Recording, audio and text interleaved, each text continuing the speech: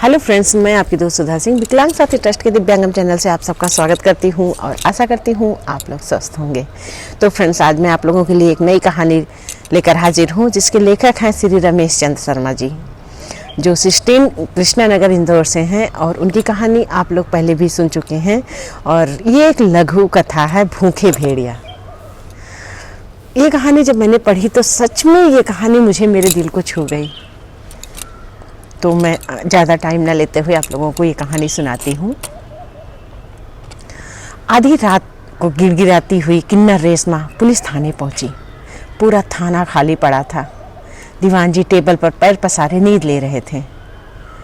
हक्की पक्की परेशान हाल में रेशमा हिम्मत जुटाकर अंदर दाखिल हुई। राइफल एक तरफ औंधे मुंह पड़ा हुआ था। सबसे पीछे वाले बरामदे में ही थोड़ा सा हो हल्ला हो रहा था। रेशमा ने दीवान जी को उठाने की कोशिश की, दीवान जी बेसुध पड़े सो रहे थे।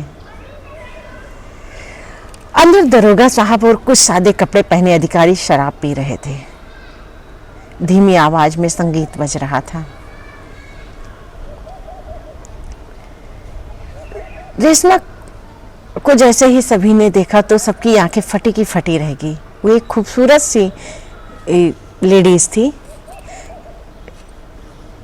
सबने उसे देखकर अपनी बोतल को छुपाने की कोशिश की। किन्नर रेशमा ने जैसे ही दरोगा साहब को देखा, वो उनके पैर पकड़कर बोली, दरोगा साहब, हमारी हिफाजत करो। शहर के नामी गिरामी रोशन और उसके गुंडों ने हमारे साथ रेप किया है। दरोगा ने रेशमा की जब ये बातें सुनी तो वो बोलता है, अच्छी खासी औरत नजर आ रही हो, आधी रात को तुम बाजार में क्या करने गई थी? रेशमा कहती है, साहब, मैं किन्नर रेशमा हूँ। लोग मेरे रंग रूप हाव भाव को देखकर मुझे औरत समझने लगते हैं। रेशमा देखने में किन्नर नहीं लग रही थी तो दरोगा साहब ने कहा, बड़ी आई किन्नर वाली, पहले ये बता कि तू आधी रात को कहाँ घूम रही थी? रेशमा कहती है, मेरा रूम पार्टनर, मेरा किन्नर साथी अचानक कमरे में बेहोश हो गया था। मैं उसके लिए ऑटो लेने गई थी। इस वक्त दरोगा साहब, जो नशे में धुत रहते हैं, वो कहते हैं, वो मर जाता तो कौन सा पहाड़ टूट जाता। वैसे भी तुम लोगों के लिए कोई कानून व्यवस्था के नाम पर तुम लोग तो आफत ही हो। अरे साहब वर्मा जी, आप इसे समझाइए, क्योंकि आप सिविल ऑफिसर हैं। वो अपने अधिकारी से कहता है। दरोगा कहते हैं। रेशमा उनकी बातों को सुनकर कहती है, साहब, उन गुंडों ने मेरे साथ बहुत गंदा काम किया। आप रपट लिखकर उन्हें अरेस्ट कीजिए ना। इतने में वर्मा जी, जो नशे में होते हैं, वो बोलते हैं उस रेशमा को देखकर, वो कहते हैं कि 2 टके की छक्की दरोगा साहब को हुक्म दे रही है। तेरे साथ कौन अपना मुंह काला करेगा? रेशमा गिड़गिड़ाती रहती है, साहब, आप रिपोर्ट लिखकर मेरा मेडिकल करवाइए, रिपोर्ट में सब आ जाएगा। तभी वो वर्मा जी कहते हैं कि देख नहीं रही, यहाँ पर हमारी पार्टी चल रही है। तुम लोग तो हम लोगों को रात में भी चैन नहीं लेने देते हो। जाओ अभी यहाँ से, सुबह आ जाना अपनी रिपोर्ट लिखाने। रेशमा गिड़गिड़ाती रहती है। वो लोग नशे में धुत रहते हैं। तभी दरोगा कहते हैं कि अच्छा तू ही बता, ना तू आदमी है ना औरत है, तेरे साथ कोई गलत काम कैसे करेगा? तू तो झूठ बोल रही है। इस पर रेशमा कहती है, साहब, आप लोग कानून के रखवाले हो। अगर आप ही ऐसा कहोगे तो हम लोगों का क्या होगा? इस पर वर्मा जी कहते हैं कि अभी हम लोग इस समय नशे में हैं, और अगर इस नशे में तुम्हारे साथ कुछ उल्टा सीधा हो गया तब तुम सुबह छाती पीट कर सारे शहर में ढिढोरा पीटोगी। अभी जाओ यहां से। इतना कहकर अचानक वहाँ की म्यूज़िक बहुत तेज तेज से बजने लगती है और वहाँ पर जितने भी सिपाही दरोगा सब होते हैं अश्लील गानों पर डांस करने लगते हैं। रेशमा दर्द से वही फर्श पर कराहती रहती है, वो विनती करती रहती है, वो वहाँ पर दरोगा से और सिपाहियों से सबसे रिपोर्ट लिखाने के लिए सिफारिश करती रहती है, पर उसकी बातें अनसुनी करके वो लोग शराब के नशे में शराब पीते हैं और वहाँ पर उस म्यूज़िक पर डांस करने लगते हैं। तो फ्रेंड्स, ये रमेश चंद्र शर्मा जी की कहानी थी जो सिस्टर कृष्णा नगर इंदौर से जिन्होंने लिखा है। इस कहानी को पढ़कर आप जानते मेरे दिल को क्यों ये कहानी छू गई। मुझे ये लगता है कि जब सृष्टि ऊपर वाले ने रचा है तो हम एक इंसान जिसके अंदर कुछ कमियां होती हैं उन्हें हम हिजड़ा छक्का ना जाने क्या क्या बोलते रहते हैं, उन्हें अपने समाज से अलग कर देते हैं। क्यों? क्या उनके पास दिल नहीं होता है? क्या उनके पास मन नहीं होता है? क्या उनके पास इमोशंस नहीं होते हैं? सिर्फ शरीर में कुछ कमी होने के नाते हम उन्हें हे दृष्टि से देखते हैं। क्यों? क्या हमारे अंदर का मानवता हमारे अंदर जो होती है वो मर चुकी होती है? हम उन्हें समाज में वो स्थान नहीं देते हैं। क्या उनके अंदर उन्हें यूं कहिए ना कि उन्हें दूसरों के द्वार पर पैसे मांगने के लिए विवश कर देते हैं।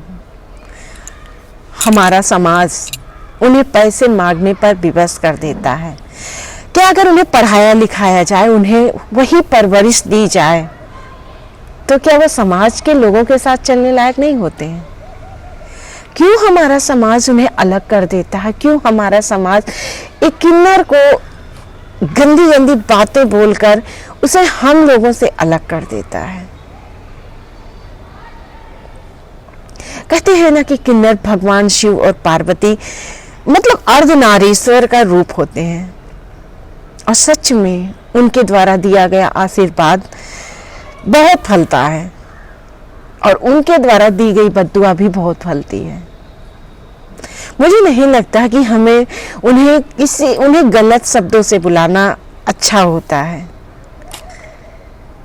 मैं अक्सर ये चीजें जब मैं देखती हूँ ना लोगों को, तो मेरा दिल बहुत दुखता है कि क्यों, क्या वो हम लोगों से इतना अलग है? जब सृष्टि ने हम सबको रचा है, कुछ ना कुछ अच्छाई हम सब में दी है, कुछ ना कुछ कमियां दी हैं। कुछ शारीरिक तौर पे अगर किसी के अंदर कोई कमी है तो उसे गलत शब्दों से क्यों नवाजा जा रहा है? उन्हें समाज में क्यों हे दृष्टि से देखा जा रहा है?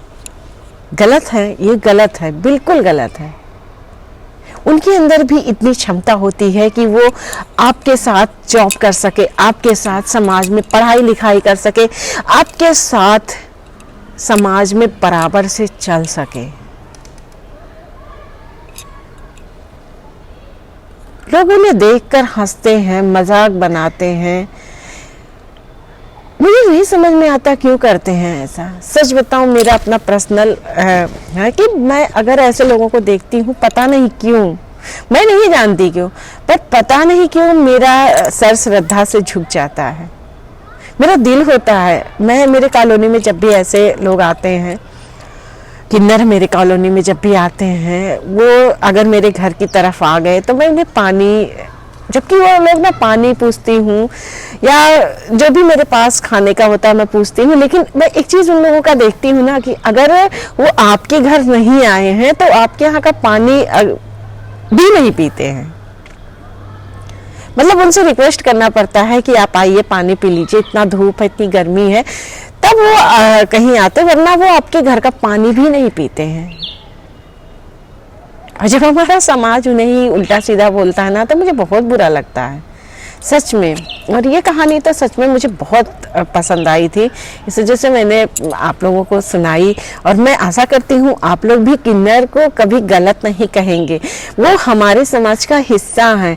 हमारा समाज भी बिना उनके अपूर्ण है।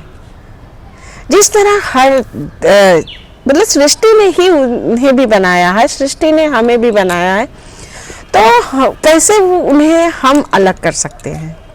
तो कहानी सच में मुझे बहुत पसंद आई और मैं आशा करती हूँ आप लोगों को भी बहुत पसंद आएगी। और आप लोग जब किन्नर को ऐसे देखेंगे ना तो उनके सामने श्रद्धा से सर झुकाएंगे, उन्हें गलत शब्दों से नहीं नवाजेंगे। और फ्रेंड्स, अगर मेरी कहानी पसंद आती है तो please like comment and share कीजिएगा। और किसी भी इंसान को, चाहे वो किन्नर हो, चाहे वो गरीब हो, चाहे जैसा हो, आप किसी को भी गलत मत कहिए, क्योंकि ऊपर वाले ने ही सबको बनाया है, उसकी दृष्टि में सब समान है। तो अगर आप लोगों को पसंद आती है तो please like comment and share कीजिएगा और मेरी कहानी को ढेर सारा प्यार दीजिएगा। इसी के साथ मैं फिर मिलती हूँ आप लोगों से, तब तक के लिए नमस्कार।